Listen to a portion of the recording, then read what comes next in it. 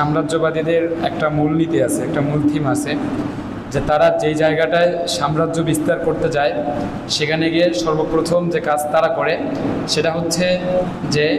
যেই অঞ্চলে তারা সাম্রাজ্য বিস্তার করতে চায় সেই অঞ্চলের মানুষদের অতীতকে তারা ভুলিয়ে দেয়, সেই অঞ্চলের মানুষদের ইতিহাস ঐতিহ্যকে তারা চেঞ্জ করে দেয়, সেই অঞ্চলের মানুষদের যেই জীবনে বেঁচে থাকার মূল চরিত্র সেই চরিত্রটাকে চেঞ্জ করে দেয়। আমরা দেখেছি ব্রিটিশরা যখন আমাদের এখানে এসেছে আমাদেরকে শাসন করার জন্য, তারা এখানে এসে অ্যাট ফার্স্ট যে কাজটা করছে সেটা হচ্ছে তারা আমাদের অতীতকে ভুলিয়ে দিয়েছে। আমাদের যে লাইফস্টাইল ছিল, আমাদের যে জীবন দর্শন ছিল, সেই জীবন দর্শনকে তারা আমাদেরকে ভুলিয়ে দিয়েছে। তারা আমাদেরকে শিখিয়েছে যে তারিক বিন জিয়াদ, মোহাম্মদ বিন কাসিম, খালিদ সাইফুল্লাহ, খালিদ ইবনু ওয়ালিদ রাদিয়াল্লাহু তাআলা আনহু, জাইদ ইবনে হারিসা রাদিয়াল্লাহু তাআলা আনহু, জাফর ইবনে আবি তালিব রাদিয়াল্লাহু তাআলা আনহু, উসমান ইবনে আফফান রাদিয়াল্লাহু তাআলা আনহু, আবু বকর রাদিয়াল্লাহু তাআলা আনহু, উমর ইবনুল খাত্তাব রাদিয়াল্লাহু তাআলা আনহু, এরা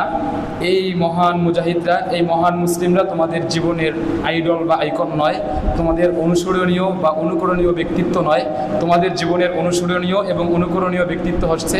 পশ্চিমের তারা, যারা মানুষকে বিনোদনের নামে, যারা মানুষকে সংস্কৃতির নামে, যারা মানুষকে এন্টারটেনমেন্টের নামে অশ্লীলতা শেখায়, বেহায়াপনা শেখায় এবং বিড়ল্লাপনা শেখায়। আমরা আজকে সেটাই দেখছি যে আজকে ব্রিটিশরা আমাদেরকে এই দৃষ্টিভঙ্গি দিয়েছে, ফলত কি হয়েছে, আজকে আমরা একজন মুমিন হিসাবে, একজন মুসলিম হিসাবে দেখা গিয়েছে 1947 সালে আমরা ব্রিটিশদের থেকে রাজনৈতিকভাবে মুক্ত হয়েছি, কিন্তু সাংস্কৃতিকভাবে, অর্থনৈতিকভাবে আমরা তাদের থেকে মুক্ত হতে পারি নাই। আমরা এখনও ব্রিটিশদের দেওয়া বিচার ব্যবস্থা, ব্রিটিশদের দেওয়া রাষ্ট্র ব্যবস্থা, ব্রিটিশদের দেওয়া অর্থনৈতিক ব্যবস্থা এবং সাংস্কৃতিক ব্যবস্থার দাসত্বের শৃঙ্খলে আমরা এখন আবদ্ধ হয়ে আছি। আমি সবাইকে উদাত্ত আহ্বান জানাচ্ছি, আসুন আমরা সবাই আমাদের আইডল এবং আইকন হওয়ার যোগ্যতা কেবলমাত্র তারাই রাখেন যাদের সম্পর্কে আমাদের প্রিয় নবী হযরত মুহাম্মদ সাল্লাল্লাহু আলাইহি সাল্লাম বলেছেন, আসহাবি কান নুজুম, আমার প্রত্যেকজন সাহাবী এক একজন তারকা সমতুল্য, এক একজন তারকার মতো। ইহতাদাইতুম, তোমরা যদি কেউ তাদের একজনকে ফলো করো, ইহতাদাইতুম, তাহলে তোমরা হেদায়েতপ্রাপ্ত হয়ে যাবে, তাহলে তোমরা পথপ্রাপ্ত হয়ে যাবে। সাপোজ ধরো যদি কেউ কখনো মরু অঞ্চল দিয়ে যাচ্ছিল বা প্রবল একদম ঘন ঘর অন্ধকার দিয়ে যাচ্ছিল, সে রাস্তা ভুলে গিয়েছে, সে যখন তারকাকে দেখে তখন সে তার পথ চিনে যায় যে আমাকে পূর্বে বা পশ্চিমে যেতে হবে। একইভাবে যখন কোনো মানুষ, যখন কোনো সমাজবাসী,